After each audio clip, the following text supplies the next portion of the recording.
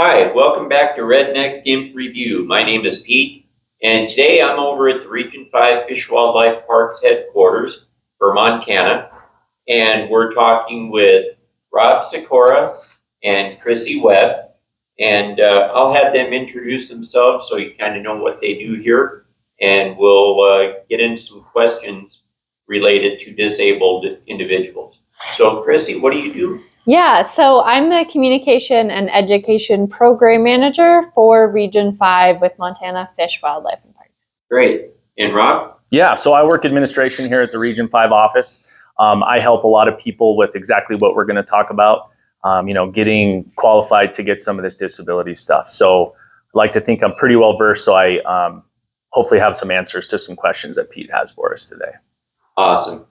So I guess the first question we should get into, without any further ado, what is the first step to getting a disabled hunting license?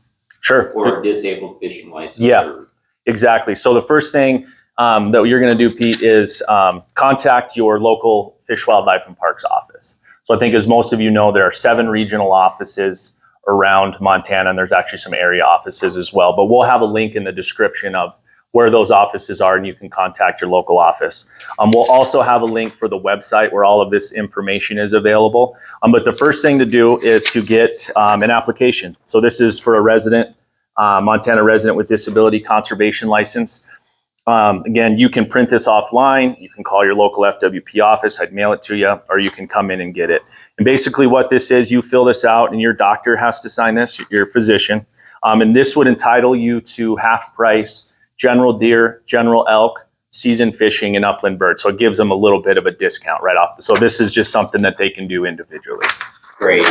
It is important to note on that one, only available for Montana residents. Correct. And your medical provider who has to sign off on that has to be licensed in the state of Montana as well. So some important caveats to keep in mind for that one. Correct. Thank Great. you, Chrissy. Yeah. Thank you. I appreciate that. So then, after a person gets hunting with for disabled or fishing, and they are not able to move about freely anymore, and they're basically relegated to chair hunting or from a vehicle, what are the process to get a permit to hunt from a vehicle? Sure. Similar thing, Pete. We have if I can find it here, where did I put it? Here we go. So there is a separate application for the permit to hunt from vehicle. So it's a completely set of paperwork. Still need it signed by your physician. And this one, kind of touching on what Chrissy said, this is for residents and non-residents can get the permit to hunt from vehicle. With that, we will also give you a set of the guidelines. This is just kind of an overview on what's allowed with the permit to hunt from vehicle. So same situation. This is on our website. You can call us and we can figure out a way to get it to you. And is there any specific information you want to share with someone? Like, do they have to have someone with them? Or Sure. What age limit and all that stuff? Sure. So with the permit to hunt from vehicle, so by law, the permit holder must be accompanied by a companion who is able to assist in immediately dispatching, field dressing, and retrieving any game animal. The person accompanying the permit holder must be at least 15 years of age, and fulfill the eligibility requirements to purchase a Montana hunting license. So do they have to have a license in order to hunt with that person? They don't need to have it for that year or really for any year. They do, we do have a requirement for hunter education after a certain date. So they would need to meet those requirements to be able to purchase one. They wouldn't need to have one for, say, you're out in 2023. They wouldn't need to necessarily have a hunting license for that year, but they would still be able to, dispatch an animal with the person they were with who was had the license to hunt from a vehicle. And so if I wound an animal and they dispatch it, I still get to put my tag on it? Yes. Yep. So it would be the person with the permit to hunt from a vehicle whose tag would be put on that animal. Great. That's good information. Thank you, guys. And then let's say I want to hunt in archery. What do I do? And I'm not able to pull a bow back. Sure. Yeah. So again, we would point you, to an FWP office or to our website, which again we'll link to, that has another piece of paper that you got to fill out, similar thing, stuff filled out by the applicant, and then also some information provided by a medical provider to make sure the applicant, meets our requirements to obtain this permit. And it is important to note, for all of these, it's up to the discretion of the medical provider if someone, meets the requirements to hold one of these permits. That's not determined by Fish, Wildlife, and Parks. So that's an important thing to keep in mind. This deals a little more specifically with your medical provider and not with our decision. And again, some specifics back to the permit to modify archery equipment. There are another set of guidelines that would need to be followed for anyone who has that permit, just some legal requirements. You also need a companion if you're out archery hunting and have that permit to modify your archery equipment. There's a number of similarities between that and the permit to hunt from a vehicle. Again, that able-bodied companion would need to be at least 15 years old, fulfill the eligibility requirements necessary to purchase a Montana hunting license and a bow and arrow license. So that one's a little more specific. They would have had to have taken bow hunter education, is really what that's getting at. Great. Is there any equipment that is specifically not allowed? Yes, crossbows are not allowed in this category. So the Montana Bow Hunters Association has some really wonderful resources on what specifically can be done to archery equipment, but that does not include the use of crossbows, even for someone holding this permit to use during the archery only season. Great. And then let's say generalizing, what kind of things can a person do to a bow to help them out to shoot if they're not able to do it regularly? Sure. So, and that would be where the application we looked at is the permit to modify your archery equipment. We hear that all the time. What does that actually mean? So the permit to modify archery equipment allows a person with a disability to use modified archery tackle that supports the bow and basically draws it for you, holds and releases the string to accommodate the individual's disability. So that's kind of basically, and I know, Pete, on your channel, you have a great video that, we can even put in the link in the description that kind of shows what that equipment looks like. I think that's a good resource. We also have a nice video on FWP's website that will be part of the link that people can go to. So it's just a way for somebody that doesn't have the capability to, draw back that vertical bow. It assists them in being able to do that. Okay, great. Yeah. Thank you guys so much. And then if someone comes up here to Fish, Wildlife Park Region 5 and they've got all this stuff all handled out and everything, they just want to come and enjoy this Lake Elmo that's right back behind here, is there any kind of equipment that you guys might have to help them out?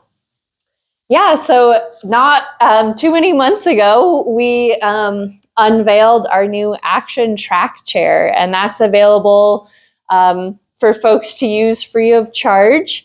To enjoy Lake Elmo, take it out to one of our fishing jetties, do a couple laps around the lake. So we're really excited to offer that resource to the community. And there are some requirements to schedule the use of that Action Tractor. Robbie, you want to touch on that? Yeah, nothing too crazy. You can just call us here at the office.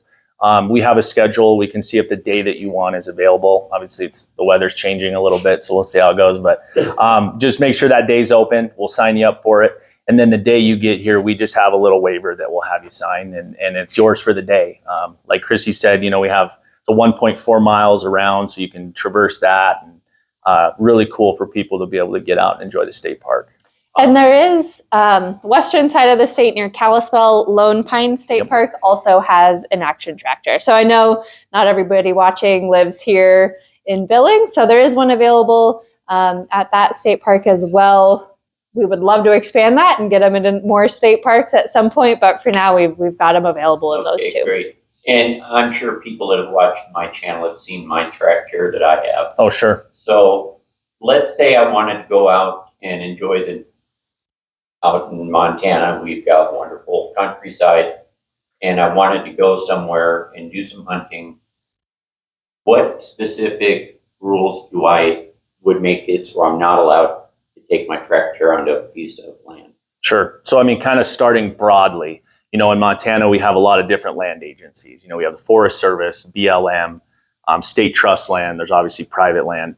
So our recommendation is, if you have a specific question of, hey, I want to take my track chair on Forest Service, the best bet would be to call the Forest Service, because there isn't one broad blanket answer for everybody right now. If you're on BLM, get a hold of BLM. And that's kind of where we're at right now on that, unless Chrissy has anything to add to that. I would make a plug. Our block management program is very popular, and that would be, absolutely up to the discretion of a specific landowner what is and isn't allowed on private property. Okay. So a good thing to, keep an eye out for on that one. Oh, yeah. Appreciate that. Yeah. Thank you, guys. And then, let's see. Yeah, I think we covered everything on my list. Okay. One more thing I can add if I can. Yeah. I just think, here at Fish, Wildlife, and Parks, I work at the front office. We have great staff all around the state. Utilize us. Call us anytime. If you live here in Billings, call, ask for Rob. I'm happy to help. If you have any questions on any of this stuff, our website is also a great resource, which we'll have at the bottom that you guys can look at. Don't hesitate to call us and ask questions, because a lot of times, a lot of this stuff can be overwhelming. We looked at 3 different applications. So call us. We're happy to help. We're happy to answer questions. That's why we're here. We want to help as much as we can. So give us a call anytime. We appreciate that. Yeah. Thank you so much. And, here at Redneck Imp Review, we're all about trying to make things better for disabled folks that are coming up, because we know that stuff happens. People become disabled and they need to have information on where to turn. And that's my goal with this video, is to try to help those that are coming up behind me. And so I appreciate you, Rob, and you, Chrissy, for taking the time out of your busy day to help me make this video. And it is very much appreciated. And I know sharing, liking, and subscribing are caveats that all YouTube channels have. But for those of y'all watching today, please share this with everybody you know. You never know who this might help. And if you can help someone that may be struggling even mentally because they're not able to hunt, and this helps them enjoy that activity, once again, it's well worth that minute or two of sharing it that it would take. So yeah, I'm going to say that, like, share, and subscribe. And please do. Whether you subscribe or not, that's great. I appreciate the subscribes, but please share this with everybody you know, because I think this is information that needs to get out. Mhm. Is there anything else either of you would like to mention before we get going? I would love to put the call out for all the folks watching this. FWP would love to hear from the community, how we can support you guys better and what we can do to improve accessibility at, all of our sites around the state. So we are, very interested to hear directly from you guys. And I will, like we said, we'll have links to our websites, but there are other opportunities available for those with disabilities. We have a number of special licenses. We have a lifetime fishing licenses for blind individuals at a very reduced price. So there are, some other opportunities that we didn't touch on today, and we'll definitely include a link to those in this video. So, Awesome. yeah. Yeah, one other thing I wanted to touch on, we have a great program that is actually specifically for disabled military members. And it's basically a simple, it's another form, but you don't have to have a doctor sign this one. So basically, as an example, my mom, she'll buy a deer and elk license. She donates those to a disabled veteran, which is a really cool program that we also have. So for those of you that maybe are watching this, that, how can I help? You can buy tags and you can donate those to people that would love to use them. So that's another great program. If you have questions, like I said, give us a call and we'll be happy to help. That was the only other thing I had. Awesome stuff. Thank you guys so much. Thanks again for watching Redneck Imp Review. My name is Pete. Hope you enjoyed this video, and we'll catch y'all on the next one.